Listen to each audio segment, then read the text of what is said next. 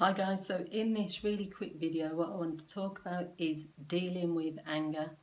So as a counsellor and a coach, I work with many people who struggle with expressing their emotions, and anger isn't the issue. Being angry, same as any other emotion, it's not about that actual emotion, it's about how you express it. And if you can learn to express anger or other emotions in an appropriate way, then there won't be any issue there at all. But for some people that's quite difficult, and especially in these current times there's a lot of intolerance, there's a lot of impatience, there's a lot of people who are just, because they're fed up with their situation, it can display itself in angry behaviour, verbal outbursts, feeling just that they're out of control with their anger and how they express it. And so this video is really just to provide a few tips and a few examples really.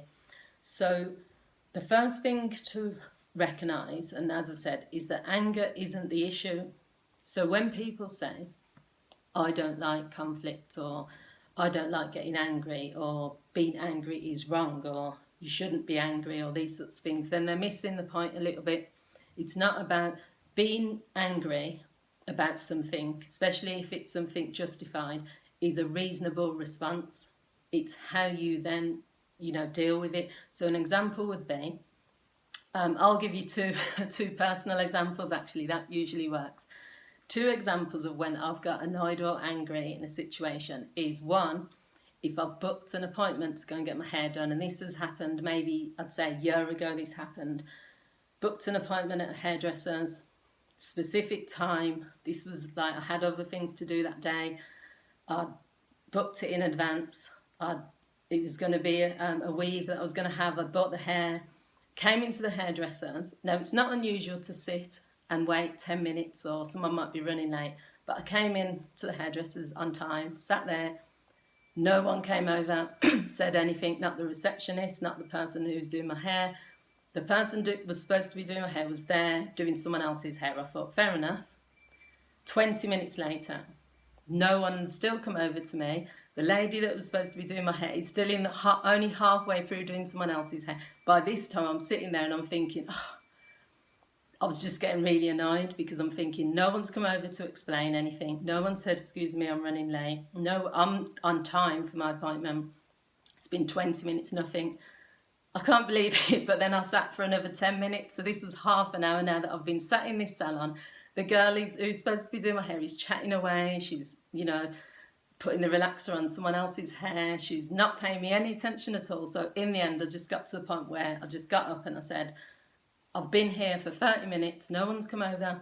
I've booked an appointment. I'm sorry, but I'll go somewhere else. Then only at that stage was the person was trying to apologise. They were trying to say, oh, I'm sorry, we'll be with you soon, and whatever. It was too late by then. And I recognised that rather than me sitting there and getting into a big discussion, a big debate, because I was feeling so irritated by that stage, I literally left the salon, phoned another hairdresser's and went to them instead. Now my approach at that stage was that I was feeling that angry about the fact that I'd booked an appointment, I'd sat there waiting, there shouldn't really have been an issue. And so I'd left. That was how I resolved it, by leaving and going somewhere else.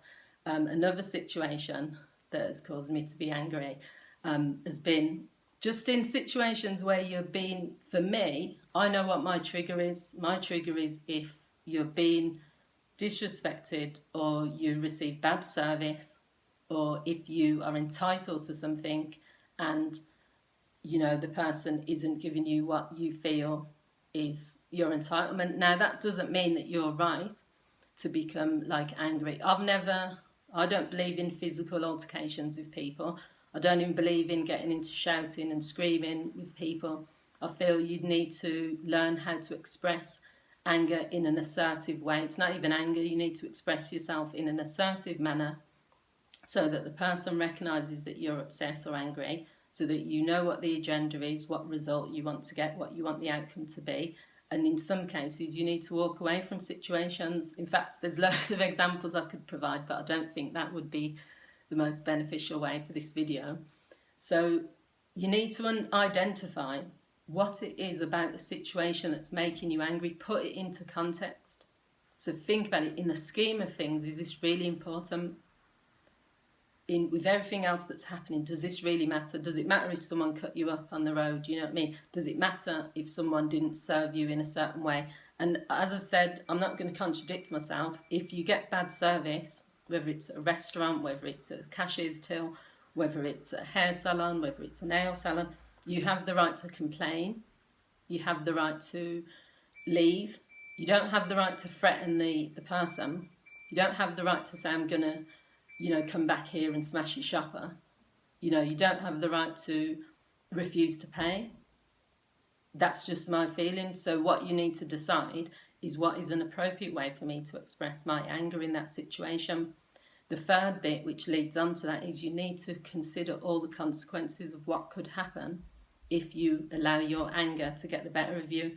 So if you were to watch, if you go on YouTube and you see some of the arguments people have on public transport is a big one, in takeaways, in restaurants, a lot of places where people are in crowds. It can't happen now because of COVID, but previously, if people, any situation where you are in a crowd, so I don't go on the London tubes. I've been on them maybe, when I visit London, probably 2 or 3 times in my life, because usually I use an Uber. I'll even use a black cab rather than getting on the tubes.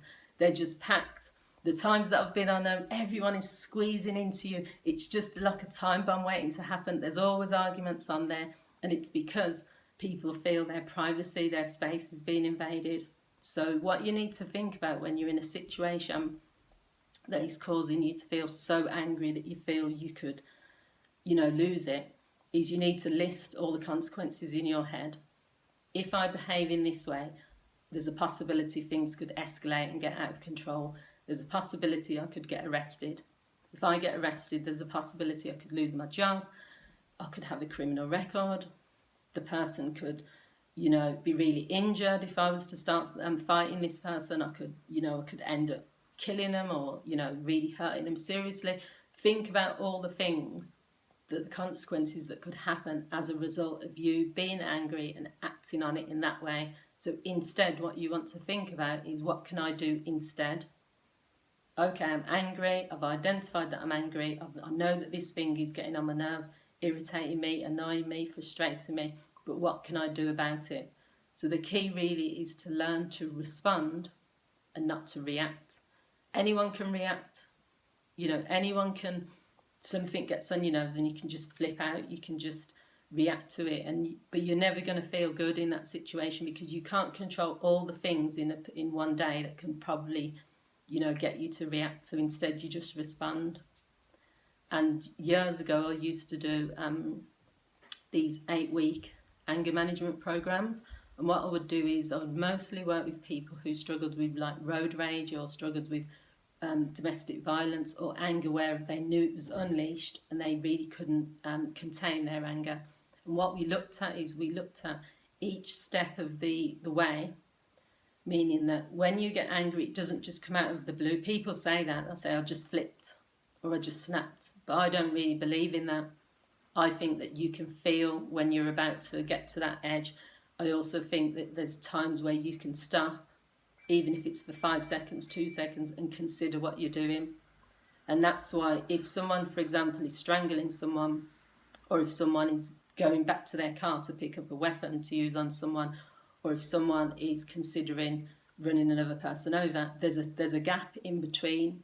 There's a thought process where you can stop and you can consider what you're doing. So I don't think you just snap and you just do something. But anyway, before I sort of go off on a tangent, that's what you can do. So first thing is recognise that anger isn't the issue. It's how it's appropriately expressed.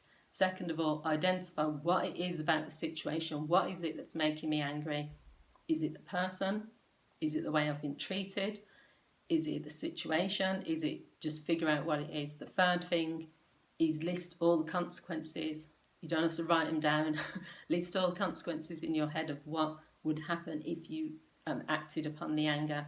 So see how you get on with that. And I'd like to hear what you guys think. Please feel free to leave your comments, to like this video, to share it with someone if you think they will benefit. And thank you for watching. and please continue to subscribe to my channel if you enjoy the videos. Take care. Bye.